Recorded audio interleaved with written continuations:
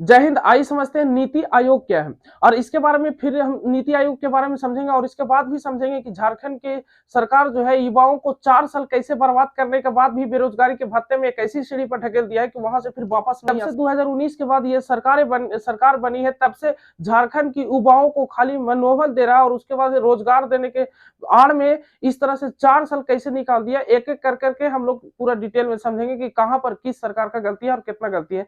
और ये भी समझेंगे कि 60-40 का आंकड़ा या अनुपात क्या है और इसमें ये लगाया गया है कि 1932 के पहले जो खतियान है झारखंड सरकार के पास है 1932 में, तो वही जो है झारखंडी कहलाएंगे और बाकी 1932 से जो पहले वो अन्य राज्य के कहलाएंगे। तो इसके बारे में हम लोग समझेंगे कि ये सरकार किस तरह से लोगों को खाली समय बर्बाद कर करके रखा है। अभी तक झारखंड सरकार के युवाओं में इस तरह से नहीं होना चाहिए, होना चाहिए। तो आइए समझते हैं सबसे पहले नीति आयोग। नीति आयोग क्या होता है?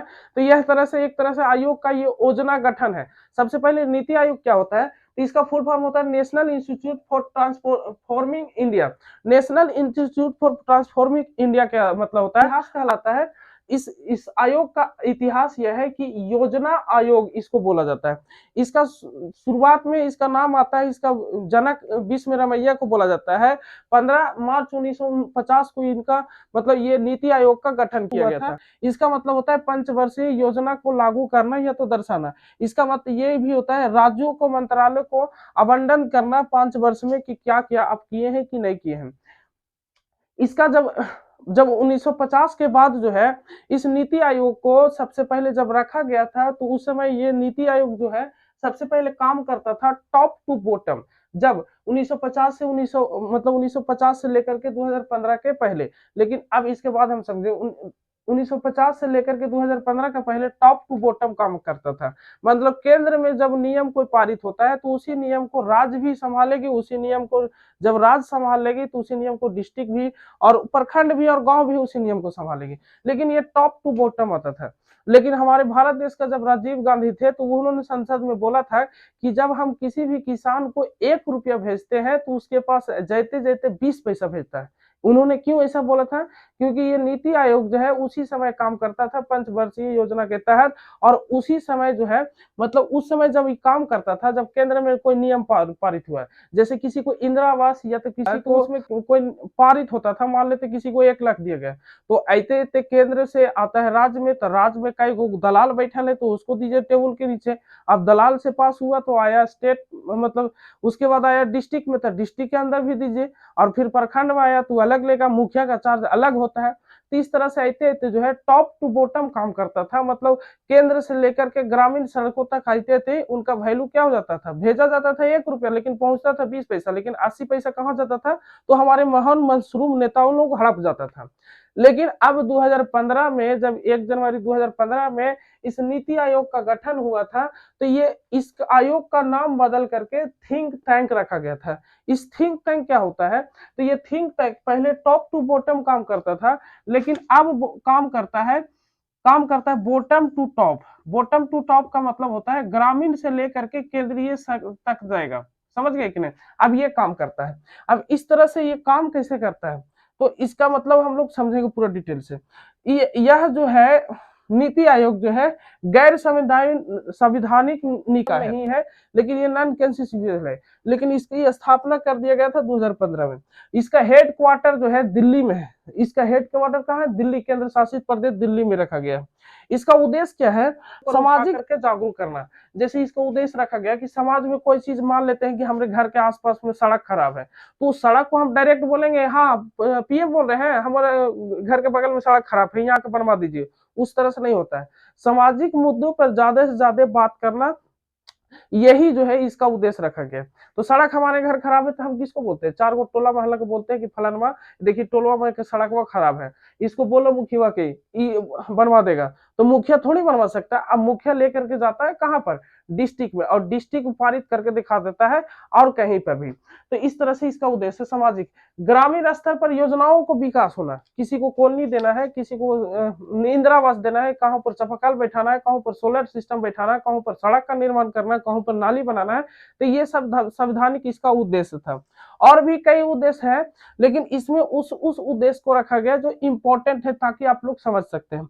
अंतर्राष्ट्रीय मुद्दों को सलाह देना, अंतर्राष्ट्रीय स्तर पर जैसे आपके घर के आसपास में कोई ऐसा मंदिर है जिसको आप चाहते हैं कि भव्य तरीका से मतलब सरकार की नजरों में व्यवस्थित करने के लिए कि ये अंतर्राष्ट्रीय मुद्दा हो जाए। जैसे हमारे घर के पास कुलेश्वरी मंदिर है, तो इनको हम चाहते हैं कि अंतर्राष्ट्रीय मुद्दे पर, ताकि इसका नाम कई सभी जगह पर, ऐसे तो इन माता कुलेश्वरी का नाम कई जगह पर है, लेकिन अंतर्राष्ट्रीय मुद्दों पर जागरूक लोगों को दिखाना ये इनका भी काम होता है। कई शैक्षणिक कार्यों पर, जैसे स्कूल बनवाना है हमारे गांव में, तो स्कूल बनवाने के डायरेक्ट बोलेंगे फोन करके, मोदी आवा, प्रधानमंत्री मोदी आवा हमारे घर के बगल में स्कूल बनवावे है, या तो हेमंत सोरेन आवा हमारे घर के स्कूल बनावे है। नहीं, हम उसको बात करेंगे सामाजिक गैर संविधान के रूप में कि आइए यहाँ पर हमारे यहाँ पर स्कूल की कमी है, इसको बनवाना चाहिए, उच्च स्तर के इंटरमीडिएट स्कूल, हाई स्कूल, इसको बनवाना चाहिए। इसका ये उद्देश्य यही होता है। अब इसको संचालन हम समझेंगे, कंस्ट्रक्शन संरचना समझते हैं। इसका कंस्ट्रक्शन में सबसे पहले आता है अध्यक्ष। अध्यक्ष सबसे पहले अभी कौन है? अब भारत देश का पीएम होता है, तो अभी अब पीएम किसको आप बोलते हैं? श्री नरेंद्र मोदी। उप अध्यक्ष कौन है? तो उप अध्यक्ष में राजीव कुमार होता है। अध्यक्ष के बाद उप अध्यक्ष याद रखेंगे, और इसके बाद सीईओ कौन है? तो सीनू खुल्जर है, सीनू खुल्लर है। इसका सीईओ कौन है? सीनू खुल्लर। इसके बाद पूर्ण कालकालीन, अब जैसे कहने का मतलब अध्यक्ष हो गया, सीईओ हो गया, कोई ऐसा व्यक्ति होना चाहिए नहीं कि जो पूर्ण कार्यकाल करे, जिसके मतलब पूरा देख रेख हो, तो इसके पीके रमेश, पूर्ण कार्यकाल कौन करेगा? पीके रमेश। अब उसके बाद केंद्रीय मंत्री होना चाहिए, जिस मतलब जिस जगह पर हम उद्देश्य ये रखेंगे तो वहां का मंत्री तो होना जरूरी है, तो इसका केंद्रीय मंत्री कौन है? राजनाथ सिंह। उसके बाद भारत के अनेक राज्य में 28 राज्यों को सीएम आते हैं, और 7 केंद्र शासित प्रदेशों के राज्यपाल वहां पर आते हैं।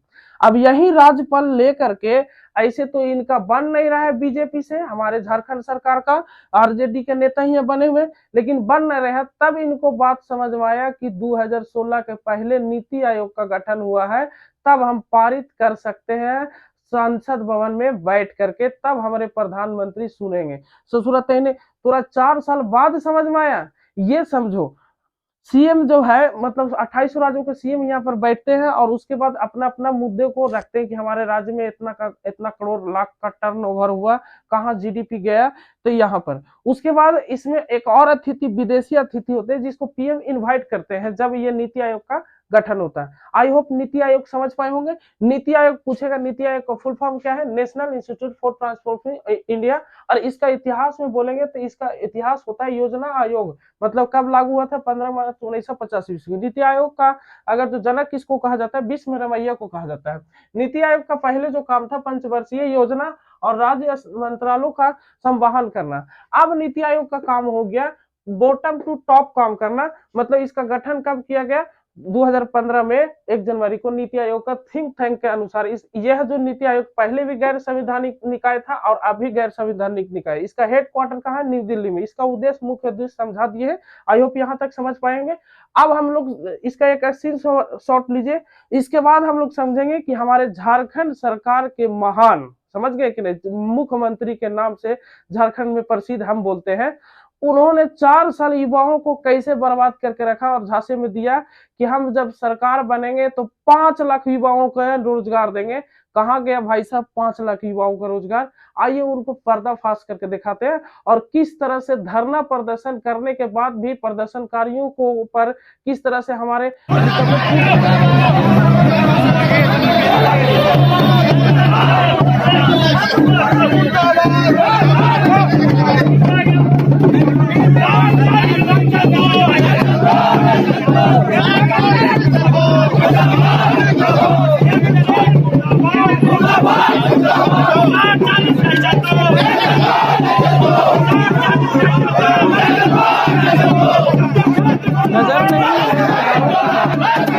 नजर नहीं है, नजारों की बात करते हैं, जमीन पर चांद सितारों की बात करते हैं।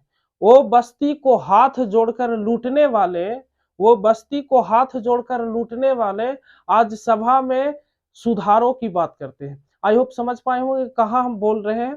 मतलब कहीं पे निगाहें, कहीं पे निशाना, अब छोड़ो जो क्या गाओगे गाना, ये बात वाले। आइए हम सरल समझते हैं कि 1932 में मतलब ये 60-40 का आंकड़ा क्या है। देखिए झारखंड सरकार का भी ऐलान हुआ है कि 1932 का जिसके पास खतियानी है वो झारखंडी कहलाएंगे, और 1932 के पहले पास जिसके पास खतियानी नहीं है 1932 के बाद, जैसे 1932, 35, 36, 46 इसके बाद का खतियान नहीं है तो झारखंडी नहीं कहलाएंगे। और इस 60-40 का अनुपात यह है कि अगर जो आप 1932 के बाद जब भी मतलब वैकेंसी निकलेगा 2023 के बाद या 2023 के पहले, जो भी वैकेंसी अभी रुका हुआ है उसमें से 60 लोग झारखंड के होंगे तो 40 लोग अन्य राज्य के हो सकते हैं। यहाँ तक तो ठीक था, ये सब ठीक है। आप नियम कानून जो भी लगाना चाहते हैं वो लगा सकते हैं, नीति आयोग का गठन लगाना चाहते हैं लगा सकते हैं, और जाहिर सी बात है आप लगाइबे कीजिएगा, काहे कि आपके पास दूसरा ऑप्शन तो बचा नहीं है। वहां पर केंद्र सरकार आपके बात तो सुनता नहीं है, क्योंकि आप समझ में गए हैं कि केंद्र सरकार के संरचना में 5वां नंबर पर आपका स्थान यह है कि किसी भी राज्य का सीएम आकर के नीति आयोग का पारित कर करके केंद्र सरकार को मंजूरी दे सकता है। इसी वजह से आप दे रहे हैं, क्योंकि आपके पास कोई ऑप्शन बचा नहीं है। उसके बाद आपने कैसे 4 साल बिताए हुए, जब से आपका मतलब राज गद्दी मिला है तो सिर्फ गद्दी सुलगाने के लिए नहीं जनता लोग आपको बैठाया है।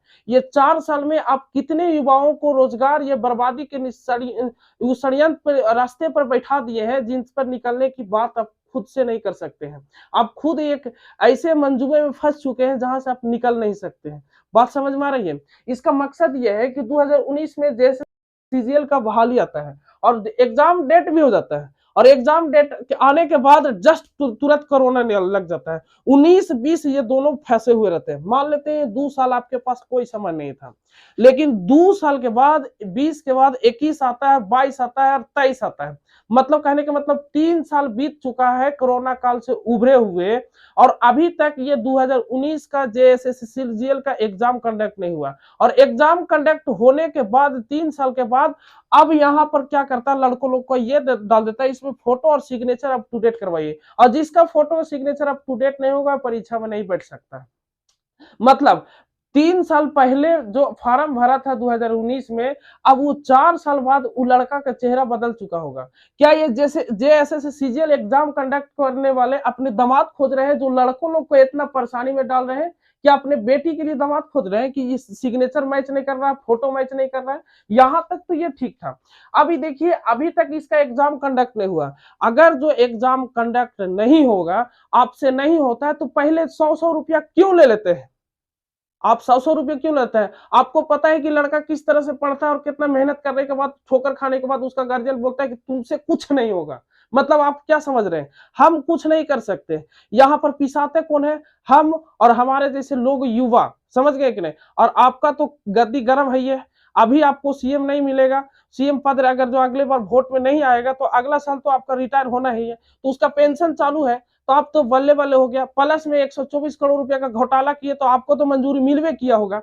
मतलब समझ पा रहे हैं, किसी एक को नहीं कर रहे हैं, सबको नहीं छोड़ेंगे। इसके बाद देखिए 10th और 12th में नीति आयोग के गठन के अनुसार, ये 10th और 12th में जिस तरह से हम लोग, मतलब कहने का मतलब है कि पहले परीक्षा दे चुके हैं, उस तरह से परीक्षा को नहीं लेगा। मतलब इसका मान्यता होगा, लेकिन उस तरह से जिस तरह से वैल्यू लिया जाता था 10th और 12th का, उतना लड़कों ने सीरियस लेकर के नहीं पढ़ेगा। 19 से 21 तक ये आपका जीडीपी है, 23 तक इसका जीडीपी रेट जो है 7.8% है। जीडीपी क्या होता है? ग्रोस डोमेस्टिक रिपोर्ट, घरेलू सकल उत्पाद। मतलब घरेलू सकल उत्पाद के अनुसार आप भारत के 28वें राज्य में 28वें नंबर पर आपका आता है। मतलब आपका जीडीपी कहां गिर चुका है? मतलब एक व्यक्ति का औसतम आय जो है ये भी आप गिरवा चुके हैं। दूसरी बात, 2014 से 19 तक जब सरकार बना था तो उसमें जीडीपी का हाईएस्ट रेट दिखाया गया था 11.2। आप अगर नहीं आता है तो news paper times of India का निकाल करके 2014 वाला देख लीजिएगा, और इसको मिला करके आप वाला देखिएगा, यह 23 आंकड़ा होना चाहिए। आपका ग्रोस डोमेस्टिक कहां गया? समझ गए कि नहीं? तो आप इस तरह से झारखंड के युवाओं को बर्बाद करके रख चुके हैं, और आप एक ऐसे सहलीज पर पहुंच चुके हैं, पहुंचा दिए हैं युवाओं को कि इसके बाद कोई चांस नहीं है। जिसके पास उम्र नहीं बचा क्या करेगा? कुछ तो नहीं कर सकता है। ठीक है, और फिलहाल तो कुछ नहीं कर सकते हैं। मिले अगले क्लास में, तब तक के लिए जय हिंद।